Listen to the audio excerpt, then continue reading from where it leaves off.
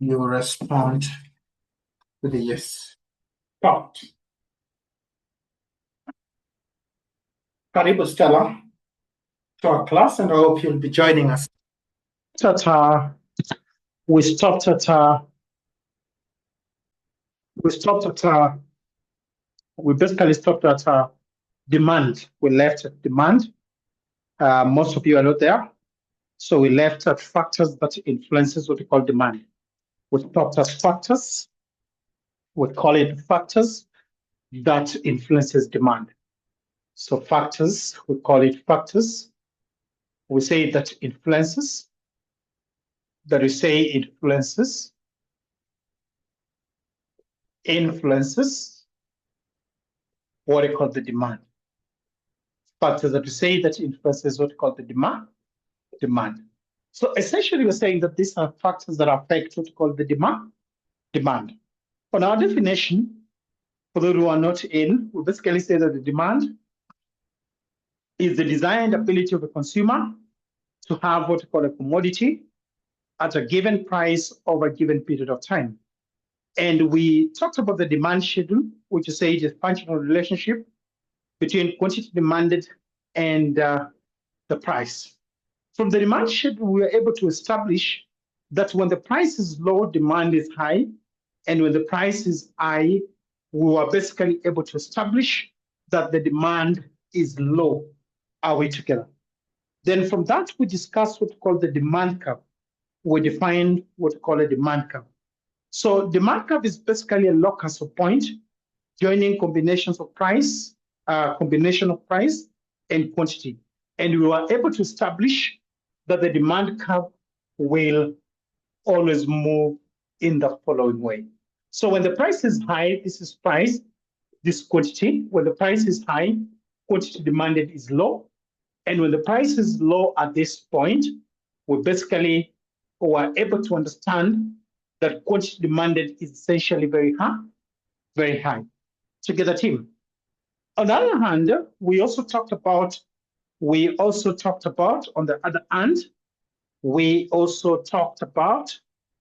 said on the other hand, we also touched on relationship. We say that from the demand curve, the demand schedule, we were able to establish that when the price is high, the quantity demanded is low, and when the price is low, the quantity demanded is essentially very high.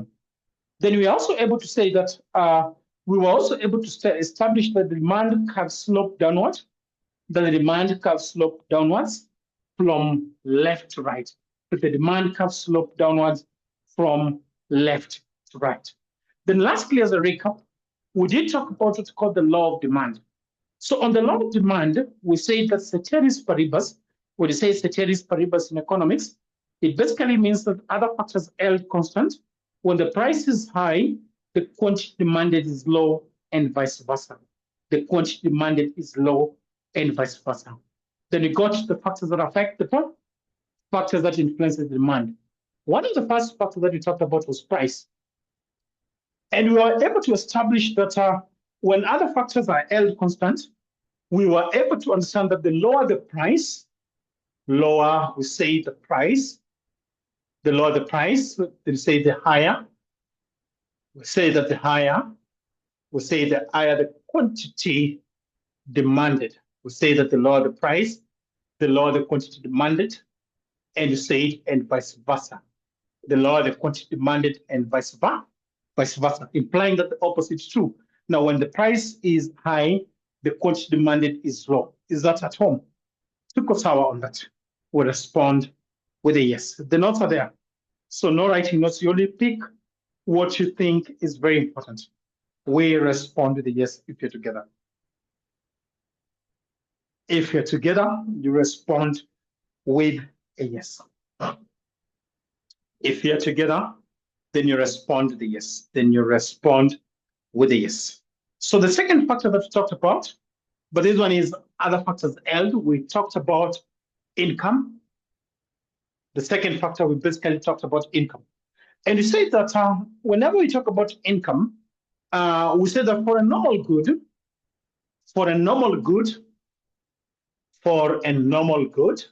Remember in economics, on basic terms in economics, we talked about goods. For a normal good, the higher the income, the higher, we understand that the higher, we say that the higher the higher the income, we say, comma, the higher, we call it the higher the quantity, the higher the quantity demanded, the higher the quantity demanded, and you say it and vice versa, and vice versa. The higher the quantity demanded and what we call vice versa. That is for a normal good. However, we talked about what we call exceptions. Whenever we talk about exceptions, it's basically contrary. So on exception, Molimo talked about two kinds of goods on exception. Number one was an inferior good. We call it an inferior good. An inferior good. Then we had what we call necessity. An inferior good and necessity. So then, number one, Molimo talked about when he talked about inferior goods, these are goods that are demanded by low income earners altogether. So number one at the back of your mind, we did say that an inferior good is a good that is basically demanded by low income earners. So when the incomes of the consumer basically rises, they no longer demand this good. So it doesn't follow the same pattern as the normal good, The second category, we talked about necessity. We talked about necessity. For example, consumption of sugar. Does the demand change? The demand remains constant. Then I did come up with a table for these particular goods where I said on that table, I say that this is income, and on this other end, this is quantity demanded. So what was happening for a normal good? We basically understood that for a normal good, this is how the demand curve essentially moves. This is how what we call the demand curve basically moves. This is how the demand curve moves for a normal good, for a normal good, for a normal good, for a normal good. Then I talked about what's called inferior good. Inferior good. Look at, as income increases, the quantity demanded low, because these are goods that are demanded by low income earners. Then lastly, I did talk about what's called necessity. I did talk about necessity. When you look at necessity, when you look at the necessity, we basically understood with the necessity that, the demand remains the same with increase in income together. The third factors is, this was the second, we call it third, we call it future expectation. We call it the future expectation in what we call in changes in price. What we call the future expectation in changes in price. What we call the future expectation in changes in price. The future expectation in changes in price. So on the future expectation in changes in price,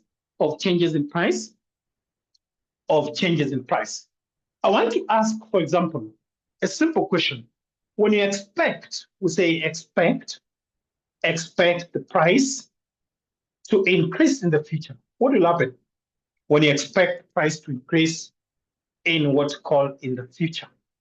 When you expect the price to increase in the future, when we expect the price to increase in future, what will be happening? And I want us to grow this class. I want us to spread the good news together. We need to get to 20 in this class, 25. Is that okay, Stella? And I hope you're joining us. Are we together, Gillian? So we expect the price to increase in the future. What will happen to the demand now? When you expect the prices to increase in the future, what will be happening to demand now? The demand now will be very high. Now we understand the demand, we say it will be very high. Are we together? Remember, people do not want to buy commodity at a high price. So the demand now is essentially going to be very high, very high. We respond to this. Are we together? The second scenario, when we expect what we call the price. When you expect the price to reduce, we say when you expect the price to reduce, and you say in what we call in the future. When you expect the price to increase, to reduce in the future, we say that in the next 3 months to come, we basically expect the prices to be maybe 3 times lower than they are. Are we going to buy now? Are we going to buy now? Priska, are we going to buy now? We're not going to buy now, but you're going to preserve. The demand now is going to be very low. Now, demand now, we say that the demand now, we say is going to be, we say very low. The demand now is going to be very low. The demand now is going to be very low. So the demand now, we understand, is going to be very, very low. We respond with a yes. The demand now is going to be very low. Together, the demand now is going to be very low. I hope we are together. So if you're together, bonyeza yes tafadhali. Perfect if you're there. So then we move to the next, what you call the price of what we call of the related price of what we call the related products. What we call the price of the related products. That was the fourth altogether. So whenever Malimo talks about the price of related products, we have two related products. We have what we call a substitute. We call it a substitute good. We have what we call a substitute good. And then we have what we call a complementary. We call it a complementary good. So we have what we call a substitute good. And then we have what we call a complementary good. So I want to talk about these two commodities. So when you talk about the substitute goods, we say that these are goods that cannot be used together. For example, if we are using one, we do not use the other. Examples of a substitute good, we know them that coffee, we have coffee and what's called tea. Those are substitute goods. Coffee and tea, those are substitute goods altogether. So can you consume coffee and tea at the same time? Can you consume coffee and tea at the same time? No. Is that okay? Can you consume coffee and tea at the same time? Definitely no. You can't consume coffee and tea at the same time. Therefore, what are we trying to say? If these substitute goods, we understand at the back of our mind that we cannot consume them together. We understand that if the price of one good goes up, are we together? If the demand for one good goes up, if the price of the substitute increases, so the demand of one good goes up, we say the demand of what I call one good goes up, and say if the price, if what I call the price of what I call of the substitute, if the price of the substitute, if the price of what I call the substitute, we say increases. So if the price of coffee goes up, it therefore means that the demand for tea is going to rise. The demand for tea are going to rise. Then the second, we call it complementary. So whenever we talk about complementary goods, whenever we talk about what's called complementary goods, we understand that complementary goods are goods that are normally used together. Complementary goods are goods that we understand are used together. A given example of a complementary goods are what we call motor vehicle and fuel. They must work hand in hand. Another example is ink and pen. Ink and pen. So we basically say that if the demand of a good goes up, are we together? The demand of a good goes up if the price of complement decreases. If the price of fuel goes down, the demand of cars shoots. Are we together? If the price of a commodity goes up, if the other complement price reduces, are we together? So I've said that if the price of fuel goes down, automatically more cars are going to be demanded. So say the demand for a good we say that the demand for what we call for a good goes, say it goes up if what we call the price of what we call of the complement, if the price of the complement, we say it reduces, and what's called vice versa. So if the price of complement increases, the demand for the complement reduces. You give me a yes if we are together. If we are together, then we respond with a yes. If we are together, then we respond with a yes. Perfect. That is perfect. That is perfect. So then we get to the next, we talk about population as the next factor that affects the demand. We call it population. Population. As economists, when we're basically engaging in sales together, we are 30. We say in this class we're 30. Those who have missed today, we just say we are 30. Are we together? So whenever we talk about population and what is the influence of population on demand, whenever you're starting a business, if you understand demand, you basically set a business where the population is high. Why are you going to set a business where population is high? We basically understand that with a higher population, there is higher demand and vice versa. If I say to tell you where the population is high, I know for sure people are going to demand for food. So the higher the numbers, that's why people scramble for canteens for those who are in campus altogether. People scramble for these canteens to be given these canteens altogether. Why? Because the population is very high in those campuses altogether.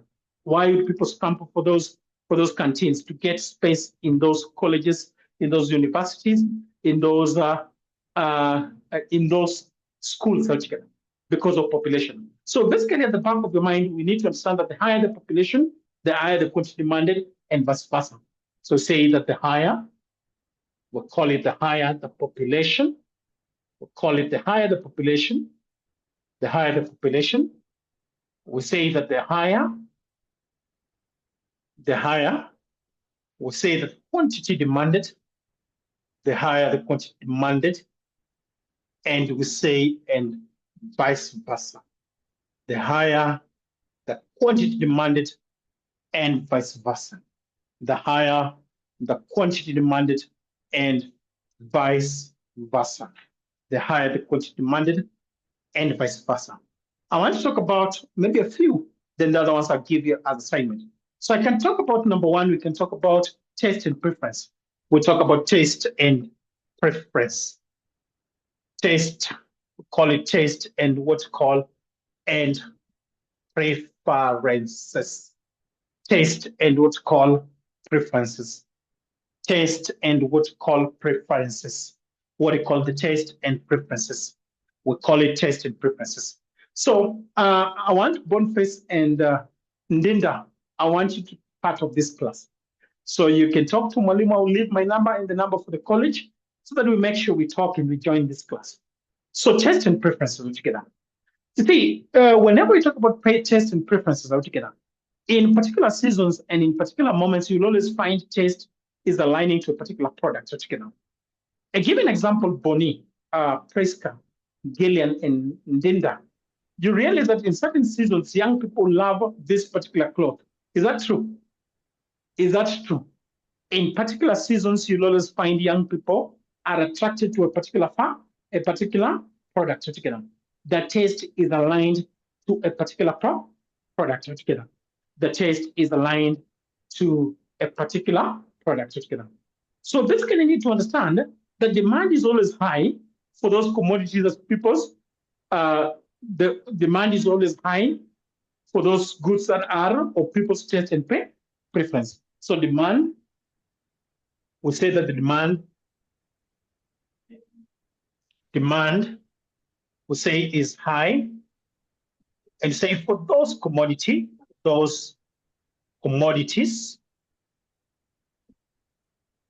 say of people's taste and what's called preference. So those products that people love, the demand is always very high for those particular commodities together. The demand is always high for such particular commodities. We respond with a yes. The demand is particularly high for those particular commodities. We respond with a yes. Then we can talk about fashion. We can talk about fashion. We can talk about the next fashion. How does fashion, for example, how does fashion relate to the demand? Are we together? And understand at the back of your mind that as we even talk about fashion, we understand that fashion is always contrary to the law of demand. If a product is in fashion, people don't care. People will put money into that product. If a particular product is in fashion, people do not care. People will always put money into that altogether. So demand is always high for those goods that are in fashion. And remember, there's a particular season then where young people, I don't know how those jeans were called, but for that particular season, those jeans had bottles. Do you remember that time? So the demand for such particular products was very high. Why was those jeans in high demand? Because of what we call fashion. So say that demand is high for goods in fashion. Demand high for what we call for goods. We say in fashion, and we say low for goods which are out of what you call fashion, and low for those products that are out of fashion, and low for those products that are essentially out of product fashion. Let me get just a minute.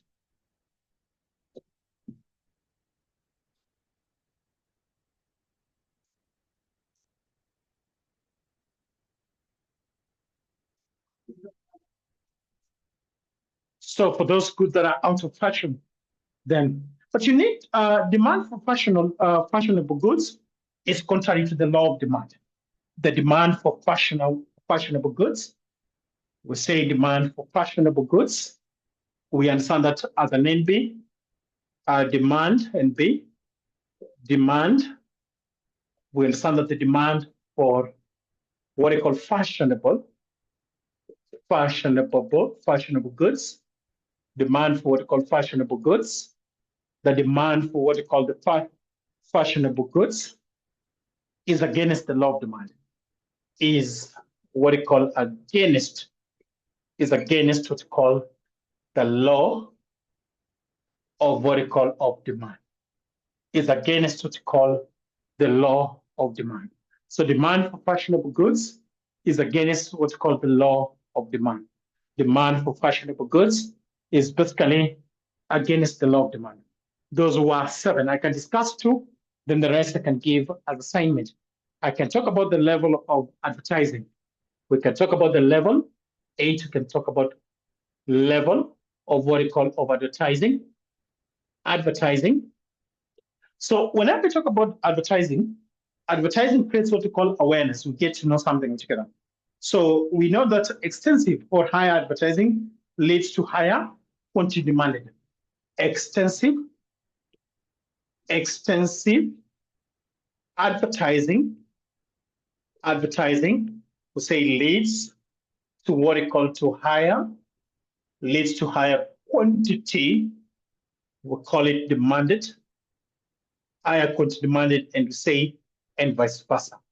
So extensive advertising will always lead to what we call higher quantity demanded, and what we call vice versa. Extensive advertising will always lead to higher quantity demanded, and what we call vice versa. We respond with a yes. Vice versa say that when you have low advertising, for example, what is the essence of giving this free class? What is the essence of giving this class? To create demand, so that Stella can come and check our product. And at the end of the day, once the Stella checks our product, it may make a decision. Maybe Stella is in the process of making a decision. So if we advertise, as in we advertise by giving even free classes, you'll find Stella gets to a position that Stella is able to make a decision. Is that true? So that we say that with higher advertising, there's higher demand and vice versa. Then I want to talk about what you call seasons altogether. And just explain this altogether, seasons. I explain what it calls seasons altogether. If you look for example, warm clothes, when is the demand for warm clothes very high? When you're looking for warm clothes, when is the demand for warm clothes essentially very high? Demand for warm clothes. When is the demand is very high? Demand for warm clothes. When it's cold, when it's cold. Are we in agreement? The demand for warm clothes is always very high when it is cold, when it is cold. On the other side, when it's very, very hot, we realize that we demand for lighter cloth when it's very warm or very hot. That's why you find people wearing vest and shorts altogether. The very light clothes, very light shorts, and very light, if it's a top, they're very light altogether. Then I can also talk about, lastly, 10, we call it government. We call it government policy. The last one, we call it government policy. What is this government policy? So we have a number of government policies altogether. The government can encourage demand.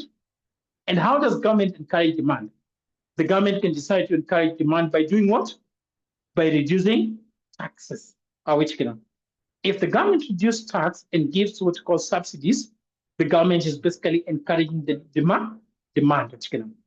If the government will say that reduces the taxes and gives what we call subsidies, then we understand that the government is basically encouraging what we call the demand. Are we together? So these are the factors that affect the demand. Assignment for the team. Assignment. We have what we call the assignment. So I want you to tell me how these factors, you will provide for me how these factors will affect the demand. One is what we call availability of credit facility. Availability of what we call of the credit facility. Availability of the credit facility. And the second, we call it, the second we talk about customs and tradition. Customs and what we call the tradition. These are the two assignments that I want you to do for me. You can keep those two assignments. Those assignments I would love you people to keep to do for me. Is that okay? So we move to the next. I want to talk about what I call individual demand. Individual demand and what we call individual demand and what we call market demand and what we call the market demand. Individual demand and what we call the market demand.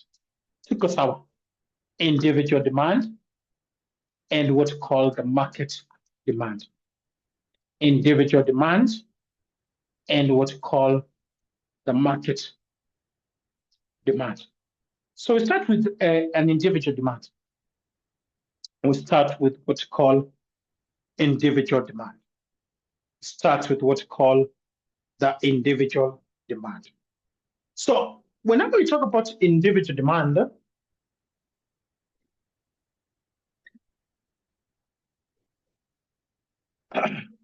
so whenever we talk about individual demand, we're basically saying that we are relating it to a single commodity. We're relating it to a single commodity. So we're saying is the quantity demanded is the amount of a commodity that are individual.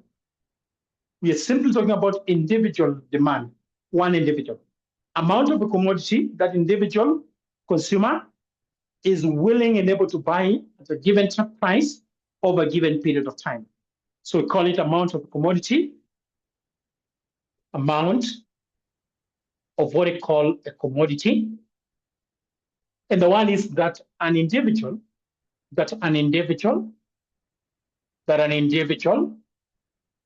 consumer, we say is willing, let's say, and able to buy, willing and able to buy, and say at a given price and you say over what you call a given, over a given period of time. So is the amount of a commodity that you say an individual consumer is willing and able to buy, and you're saying at a given price over a given period of time together.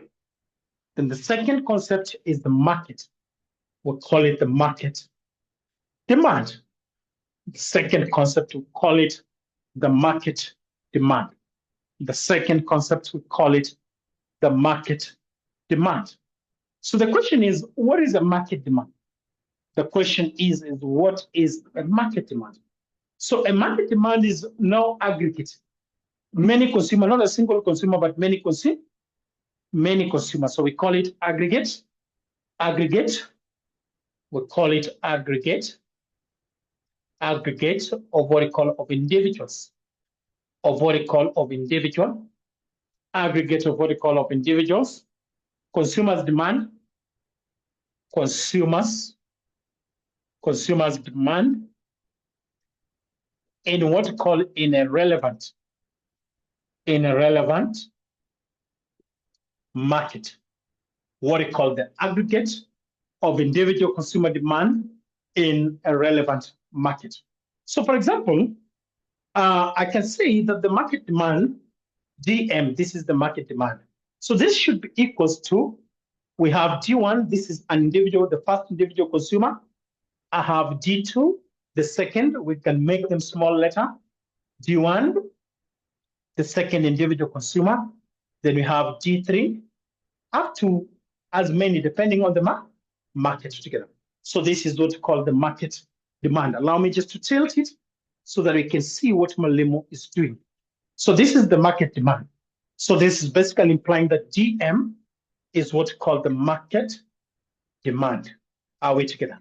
So when you talk about D1, D2, and then we have D3, and then we have DN, these are what we call summation individual. We call them individual demand. We call them individual demand. We basically call them individual demand. So D1, D2, D3 to DN is basically what we call individual demand. These are individual demand. So that's why we call the market demand as what we call aggregate of individual consumer demand in a relevant market. Market depends. You can have a market with 1,000 individual consumers. You can have a market with 100. You can have a market with a million. We respond with a yes if we are together. We respond with a yes. Come at Kopamoja. If we are together, we respond with a yes. So then I can also diagrammatically, then I teach something, based on exam. How do we tackle this in exam? So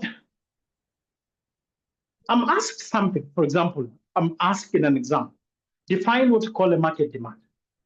Nimesahau. I don't know what to do. I can even draw it altogether. Gillian, I have gone to an exam. I have been asked what is a market demand. I have forgotten aggregate of individual consumers demand. I can simply come here and have this. This is D1. Remember, this is price. This is quantity. And then you say plus the second individual. This is D2. This is P. D2. Then this is quantity. Then I can say this is D3. We have P. We have this quantity. Then we have DN. This is P. This is quantity. So this will lead to what we call the market demand, which is DN. This is price. This is quantity.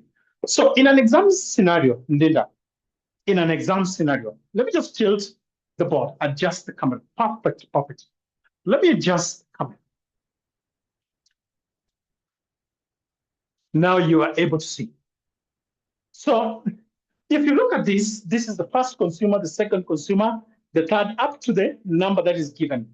So when you add that, that gives you what's called the market demand. Together, Gillian, that gives us what we call the market demand. DM, which is the market demand. Yes, kama tuko pamoja. That gives us what we call the market demand, which is DM. That gives us what we call the market demand, which is DM. That gives us the market demand, which is essentially what we call the DM. That gives us what we call the market demand, which is DM. That gives us what we call the market demand. As everybody understood, that if I get to an examination scenario and I don't remember this definition, aggregate of individual consumers' demand, then you can draw this and the examiner, you will be provided for. So, we give it a yes. Then I proceed to what's called reason why people demand for goods and services. Reasons why, we call it reasons why we say people demand for what we call for goods. Reasons why people demand for goods and what we call services. Why do people demand for goods and services? Why would you want to take a very good meal? Why would you want to buy a good dress? Are we together? Why do people demand for a good? If you ask, why do people demand for commodities? Reasons why people demand for goods. Nataka to check it out. So the first reason is what we call impulse buying. Have you ever seen people, they don't need something, but they just buy? So the first reason why people demand for good is what we call impulse buying. So someone did that. The first reason why people demand for goods is what we call impulse buy. There's no need, they just buy because they have money. The second is what we call incentives provided by what we call government to encourage people to buy. Remember in 2020 when we had COVID, and I hope all of us were there in 2020. In 2020 when we had COVID, the government basically provided incentive where the government were basically paying producers to subsidize the unga. How was the demand? You'd find a family of 6, because the unga in the supermarket was 400, was essentially getting out very fast. So they say that each person needs to buy 2. So you'd find a family of 6. Each person carries money for 2 to buy what we call the unga. Are we together? Carry the money for the 2 to buy what we call the unga.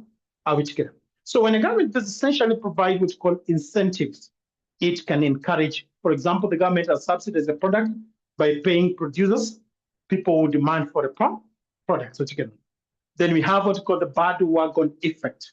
The third is what we call the bandwagon effect. You're simply buying because others are buying. Are we together? We call it the bandwagon, or people call it the bandwagon effect. You're simply buying because others are buying. That is the third reason why people demand for goods. But the fourth reasons why people demand for good, we basically call it the snob effect or conspicuous effect.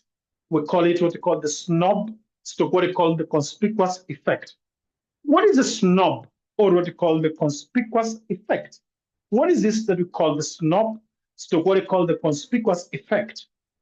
It's basically where people buy what we call luxurious or expensive commodity to impress others.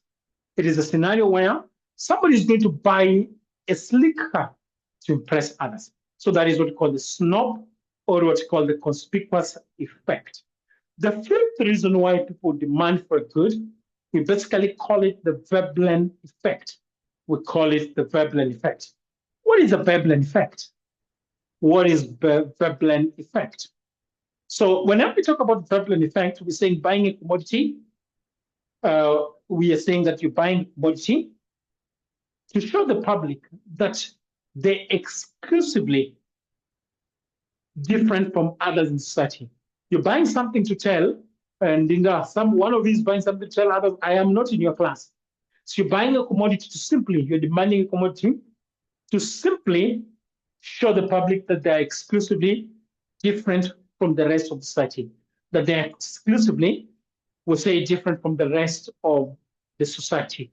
They are exclusively, we say, different from the rest of what we call the society. They are exclusively different, we say, from the rest of the society. they are exclusively different from the rest of the society. Then the sixth reason why people demand for goods, we call it the basic wants. Are we together? Basic wants is that these are for survival. For example, the basic wants, we have food, shelter, and clothing.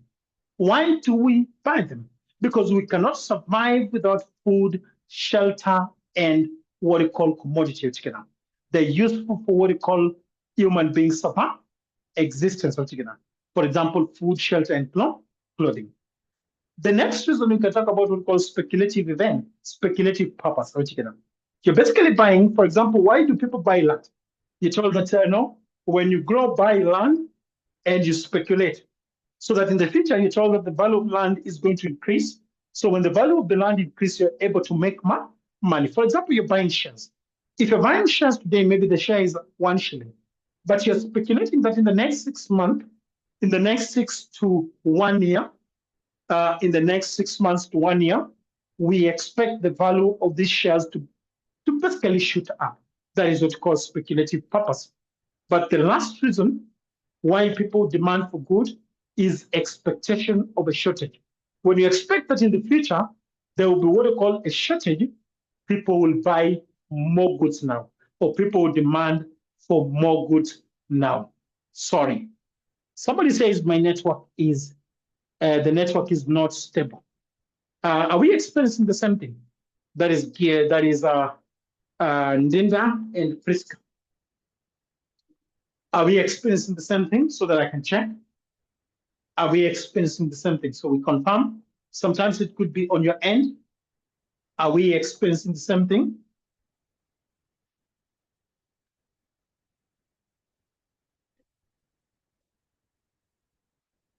Are we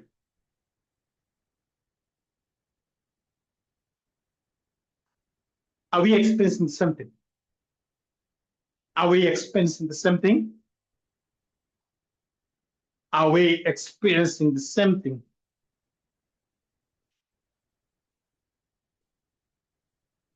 Are we experiencing the same thing?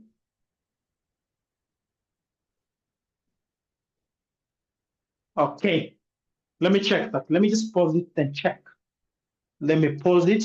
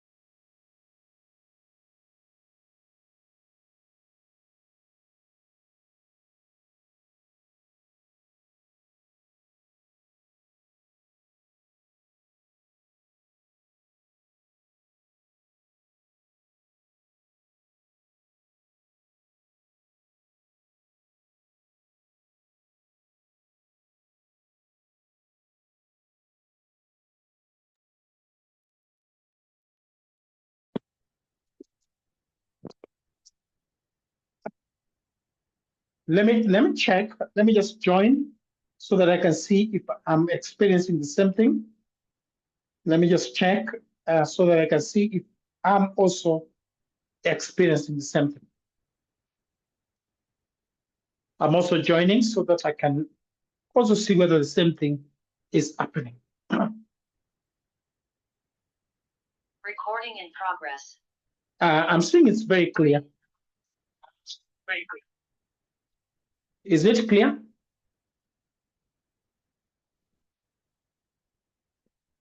Can we respond to the yes if we're together? Respond with a yes if you're together.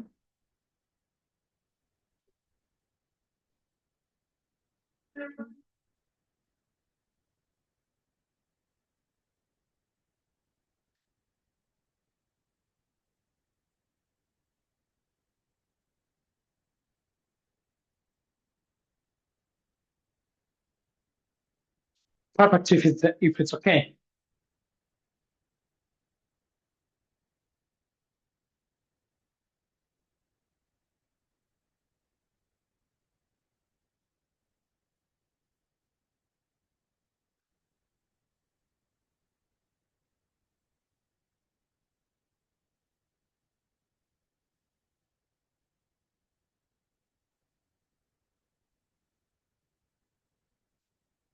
So perfect if we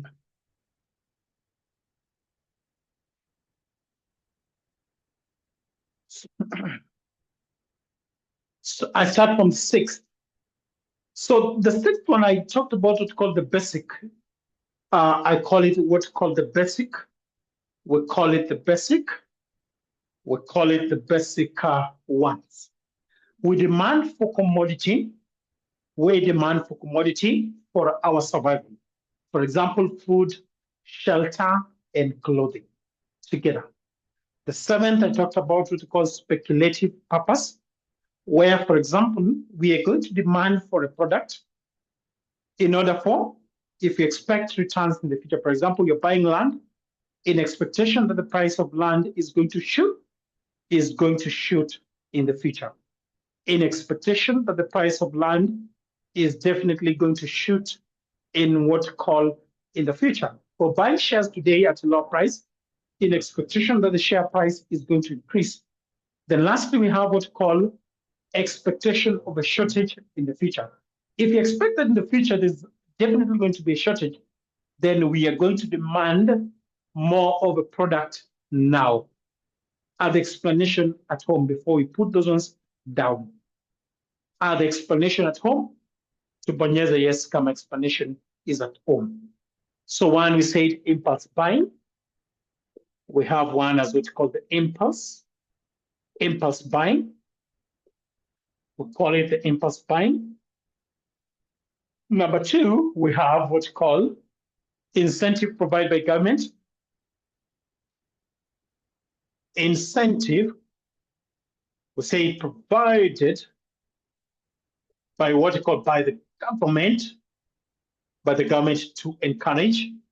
We say to encourage. We say people to buy, to encourage people to buy. Incentive provided by the government, definitely encourage people to buy. Incentive provided by the government to encourage people to buy. Incentive provided by the government to encourage people to buy. We have what we call the bandwagon effect. Bandwagon. What do you call the bandwagon? Buying simply because others are buying, because others are buying. Others are buying. Buying simply because others are buying. We call it buying simply because others are buying. Then you have what we call snob to conspicuous effect. Number four is what's called snob to conspicuous effect. Snob or what we call the conspicuous effect. So whenever we talk about snob or conspicuous effect, we're basically saying buying luxurious or expensive to impress others. Buying expensive, buying what we call expensive commodity. It's say to impress what we call others. Impress what we call others. Buying expensive commodity, basically to impress what we call others. Buying impressive commodity to impress others. Then we can talk about what we call Veblen effect. We can turn to this and talk about what we call the Veblen effect. We talk about what's called the Veblen. We talk about the next is what we call Veblen. We call it the Veblen effect. We have it as what we call the Veblen effect. So the verb in effect, you are simply buying so as to show the public that they're exclusively different. Buying to show the public, to show what they call the public, to show the public that they are, say, exclusively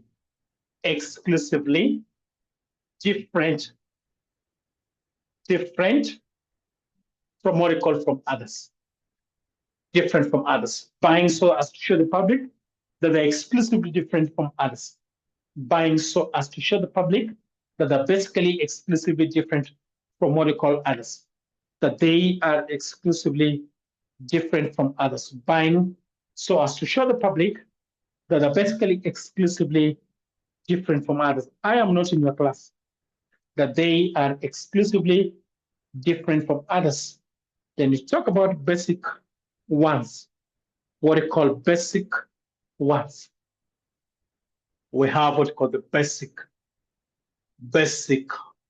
ones. So basic ones, we call the basic ones. So basic ones are useful for existence. These are basically useful. We call it useful for what we call for existence. We call it useful for existence. I.e., we have what we call food, we have the shelter, and then we have what's called the cloth. We have what's called the clothing. Food, shelter, and what's called the clothing. Food, shelter, and what's called the clothing. So then we have also what we call 7, we call it speculative purpose. Speculative, we call it the speculative purpose. So when you talk about speculative purpose, we are basically saying buying for investment purpose. This is for what we call for investment purpose, for what we call investment, for what we call investment purpose. We call it the investment purpose. Buying for what we call for investment purpose. Then we have expectation of a shortage in the future. When you expect in the future, there's going to be shortage. We call it expectation of what we call of a shortage in what's called in the future. Expectation of a shortage in the future. Expectation of a shortage in the future. Tubonyeze yes kama tuko pamoja. Tubonyeze yes kama tuko pamoja. Then I step into something else that is now interrelated. We call it interrelated demand. Interrelated, we call it the interrelated demand. We'll step into the next, we call it the interrelated demand. The next, we call it interrelated demand. So whenever we talk about interrelated demand, we have a number of what we call interrelated demand. One is what we call a joint. One is what we call a joint. One is what we call a joint demand. Joint demand is same as complementary demand. We have what we call competitive demand. We have what we call composite demand. We have independent demand. We have independent demand. We have what we call independent demand. And then we have what we call derived demand. But allow me to start with the first one. The first one, we essentially call it what we call a joint demand. We call it a joint to what we call the complementary. We call it the complementary demand. So what is joints to what we call complementary demand? What is this joints to what we call the complementary demand? So whenever we talk about what we call a joints to what we call complementary demand, this is to say that if one or more two or more goods are demanded together, if two or more goods, if two or what we call more goods, we'll say are essentially demanded together, if one or two goods are basically demanded together, are demanded together, if one or two goods are demanded together, then they have a joint, then we'll say then they have have what we call a joint to what we call complementary demand. Then they have what we call a joint to what we call complementary demand. For example, which are these goods? Car and petrol. We have the car and what we call petrol. Car and petrol. We have ink and pen, ink and pen, ink and pen. Those goods are essentially demanded together. Ink and pen, ink and pen, ink and pen, ink and pen, ink and pen. So then we have the next what we call competitive. We have the next what we call competitive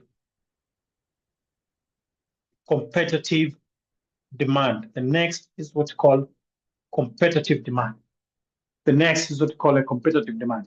So whenever we talk about what we call a competitive demand, it basically refers to demand for what we call substitute goods. Goods that are competing, you cannot consume them competing for one another. So it refers to demand for substitute goods, refers to what it calls the demand of what we call of substitute good. Refers to what we call the demand for what we call substitute good. It refers to what we call the demand for what we call substitute good. It refers to the demand for substitute goods. For example, e.g., we have tea and what we call coffee. E.g., tea and coffee.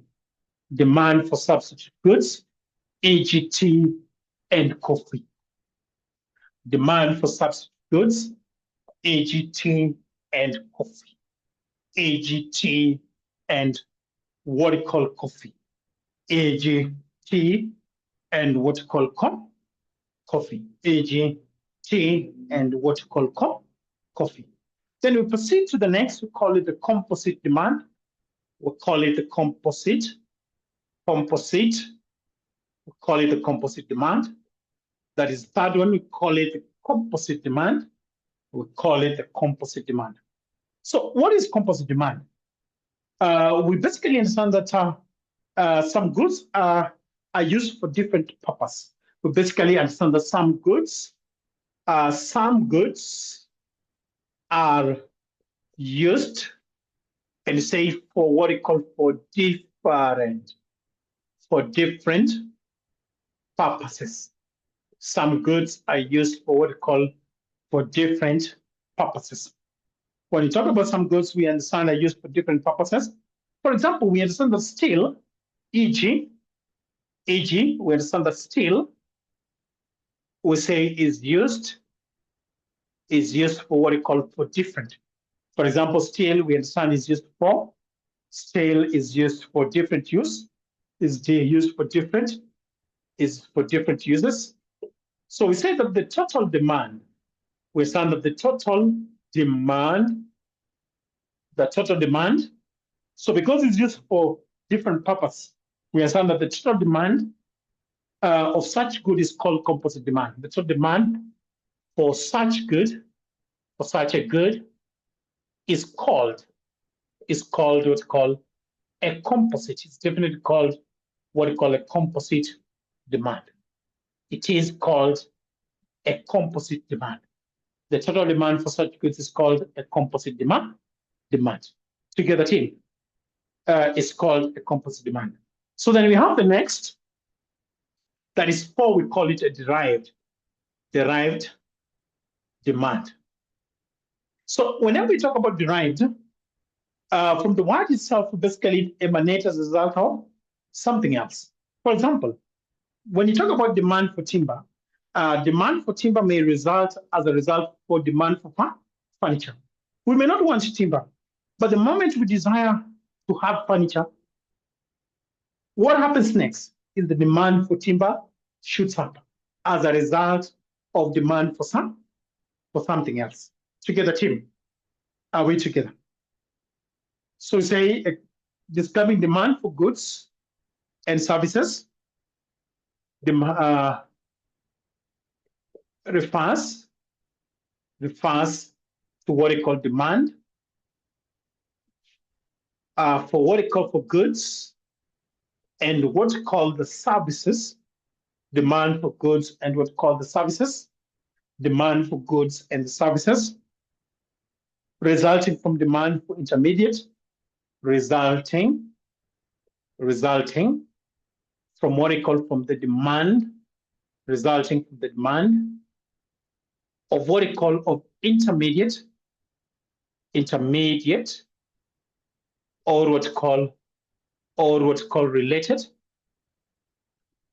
resulting from the demand for intermediate or what's called related goods and services, related goods and services.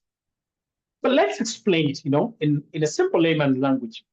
One of the given examples that I did basically explain to the team, I say that, for example, when you basically demand for furniture, the demand for timber automatically shoots out. Together, Stella, together, Gillian. Together, Stella, together, Gillian. The demand for timber automatically shoots up. We respond with yes. Demand for timber automatically shoots up. So we say this just to explain. Are we together? Some goods being demanded in order to produce others. For example, we can talk about cotton for cloth making. Cotton, we say for cloth making. So as a result of demanding clothes, automatically the demand for cotton shoots up and the timber that I have provided. Then the last interrelated demand, we call it independent. We call it the independent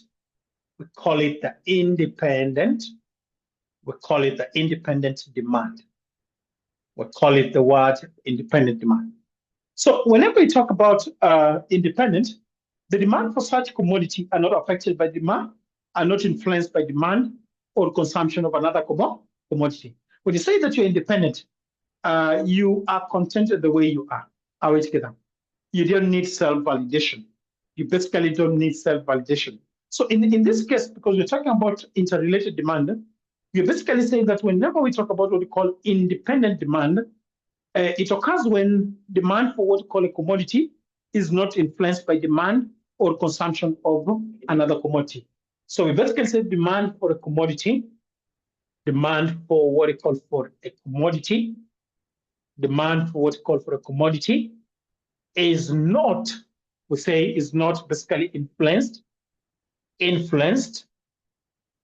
by what we call by demand, to what we call the consumption, to what we call the consumption of what we call of another commodity, It's not like they derived, are we together? But this one is not influenced by the demand to consumption of another commodity. How the point is at home. Is the point at home? If the point is at home, we respond with a yes. So then I want to introduce what we call movement along the demand curve or changes in quantity demanded. I'm introducing what we call movement along the demand curve. I introduce what's called movement. We call it movement along the demand curve. We call it the movement. We say along what we call the demand curve. Movement along what's called the demand curve.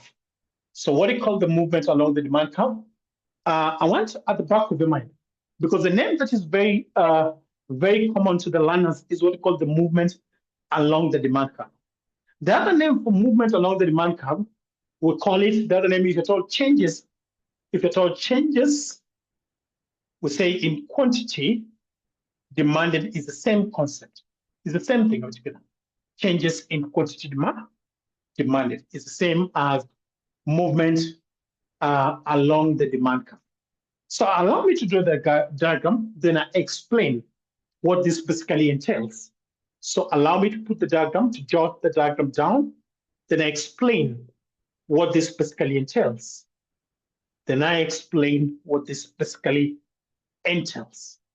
So on this other side, I have the price. On the x-axis, I have what's called the quantity demanded. So this is the demand curve. Are we together? I'll be talking about why is the demand curve sloping downwards or sloping downwards from left to right. I will explain why demand curve is negatively sloped. Are we together? One of the first reason, even before I explain it on this class, why is the demand curve negatively sloped? We explain it on the basis of what we call on the law of demand, which basically says that there's what we call an inverse relationship between price and what we call the quantity demanded, where we were able to depict that when the price is high, the quantity demanded is low, and when the price is low, the quantity demanded is high. So why does the demand curve behaves like this? Why is it what's called negatively sloped? Because of one of the reasons is the inverse relationship between the quantity demanded and the price. But I'm on what we call the movement along the demand curve. That is something on the later notice. So we have it here, and I hope you're getting the explanation, and I hope you're enjoying our class. So then we have the P1 here. Our quantity demanded is here. Then I have a higher price P2. Then we have Q1 here. So look at what I want to put here. I want to come up with 2 points, Look up. These are the 2 points, X and Y, X and Y. If we move along this curve like this, and then we can also have a movement like this. Tuko pamoja.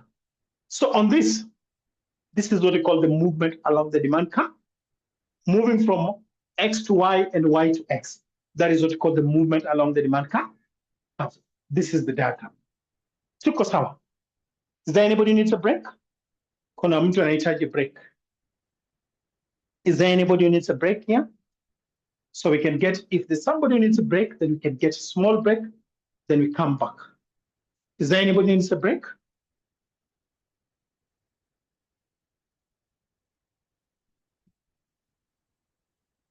So how many minutes break?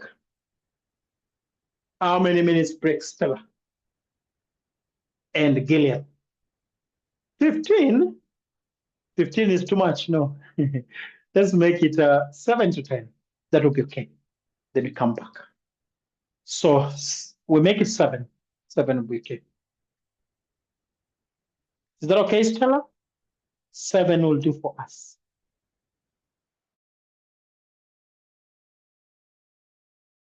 We can resume. Are we there? We respond with a yes if you're there. Are we there? We respond with a yes if you're there.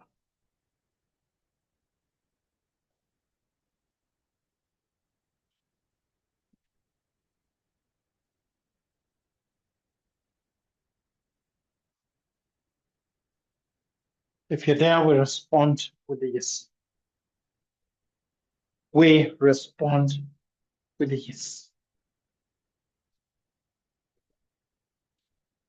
So we respond with a yes if they're perfect. So then we talk about movement along the demand curve. And the other name for movement along the demand curve is what's called changes in quantity demanded. We record this, changes in what I call changes in the quantity demanded. So I want at the back of our mind to understand that whenever we talk about movement along the demand curve, so what we call changes in the quantity demanded is caused by, what causes this? Caused by changes. This is caused by what called by changes in price. So other factors are held constant. So what causes what we call a movement along the demand curve? It is caused by changes in price. Are we together? It is caused by changes in price. Nipatie yes kama tuko pamoja. It is caused by changes in price. It is caused by changes in price. It is caused by changes in what's called price. Give me a yes if you're together. I want to explain this. Are we together? At the back of your mind, understand that this is caused by changes in price. Thank you, Stella. So I want to explain when the price is low. Look up. I explain these things as we see.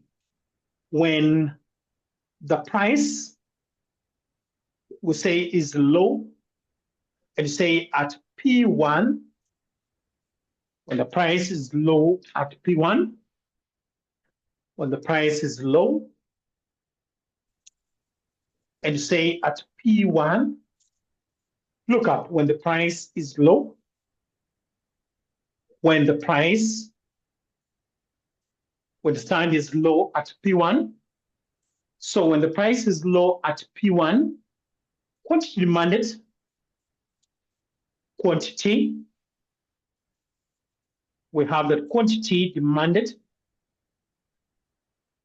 is high, and say at Q2.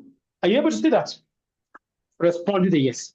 So when the price is low at P1, we understand that the quantity demanded is high at Q2. Are you able to see that? Quantity demanded is high at Q2. Tafadhali nipatie yes. Is high at Q2. Together. Is high at Q2. Together. Perfect. Stellar.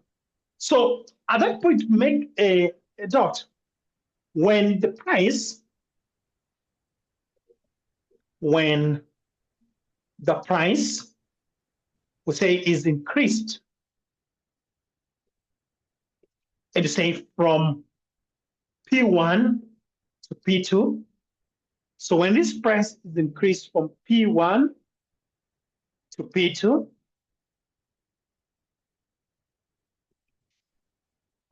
when price is increased from P1 to P2, what is happening? When you increase this price from P1 to P2. So we understand that the quantity demanded, look up quantity demanded, decreases, we say from Q2 to Q1. So when the price is decreased from P1 to P2, the quantity demanded is decreased from Q2, look up from Q2, is decreases from Q2 to Q1. Quantity demanded decreases from Q2 to Q1. Are you seeing what is happening? From Q2 to Q1 to Q1. Are you seeing that? Please give me a yes if you're together. The quantity demanded decreases from Q2 to Q1. Tafadhali nipatie yes. Asante Gillian. So while that thing is happening, there's a movement along the demand curve. So we say this causes movement. This causes what we call a movement. A movement, we say along what we call the demand curve.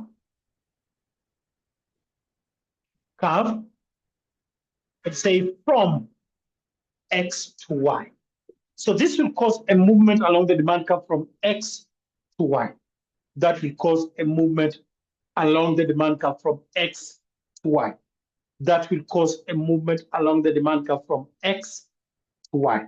Will cause a movement along the demand curve from X to Y. Have we seen that? Tuko sawa. All of us, can you say that we have seen that? All of us, can you say that we have seen that? Stella, umeona hiyo? Stella, umeona hiyo? Gillian, have you seen that? I want to explain something else. I want to explain something else.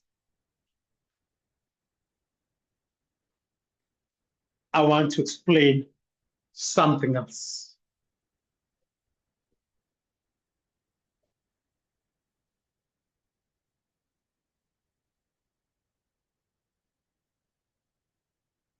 Perfect.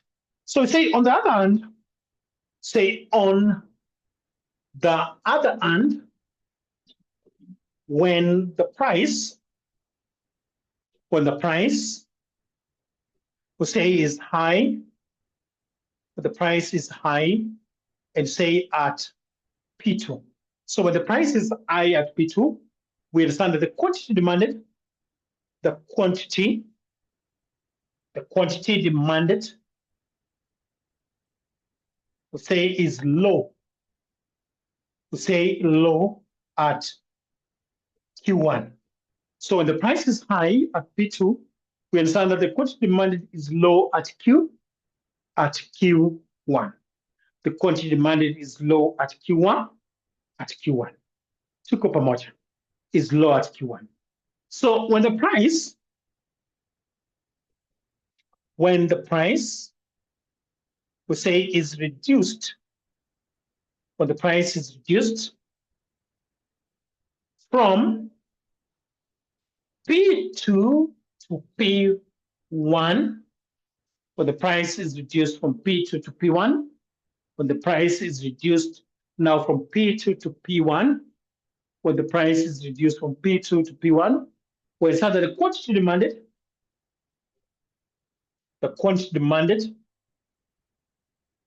we say increases. We call it from what I call Q1 to Q2. So the quantity demanded, we say, essentially increases from Q1 to Q2. The quantity demanded, we see increases from Q1 to Q2. I hope you can see. So the quantity demanded, we understand, increases from Q1 to Q2. So what is happening while the quantity is increasing from Q1 to Q2? What is this that is happening when the quantity demanded is increasing from what we call from Q1 to Q2, from Q1 to Q2, from Q1 to Q2? We say that from Q1 to Q2, now we have it like this. So this causes the movement along the demand curve.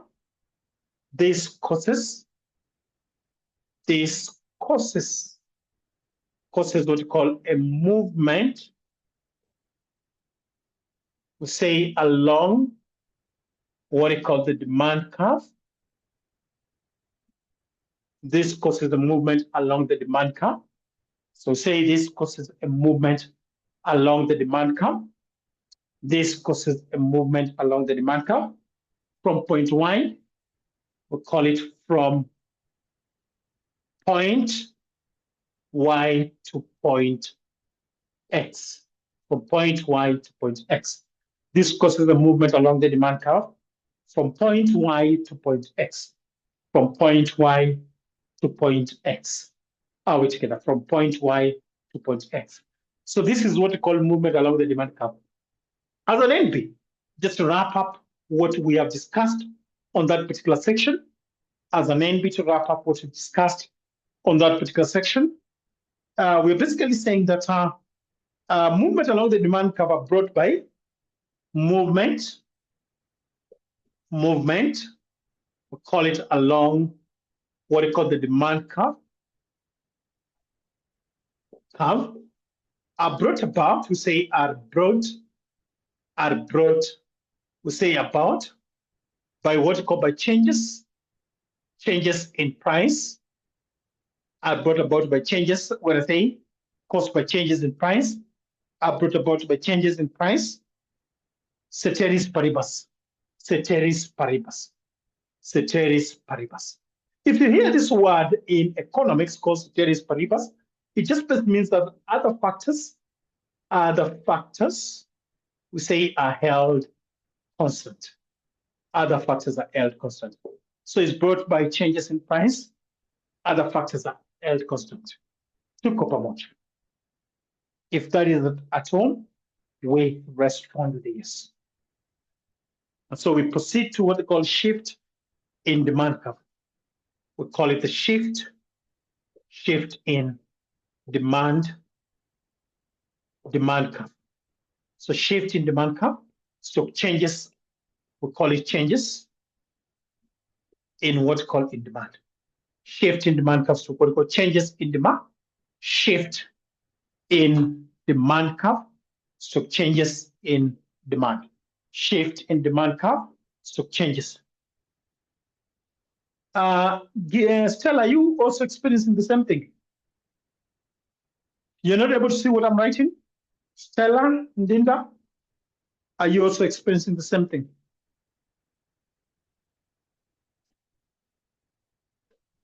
Stella, could you help us to know whether we are facing the same challenge?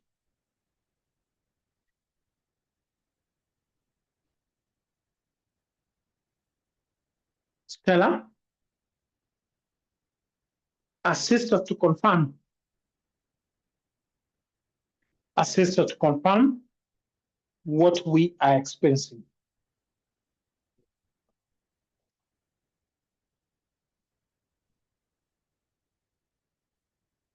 Are you experiencing the same thing?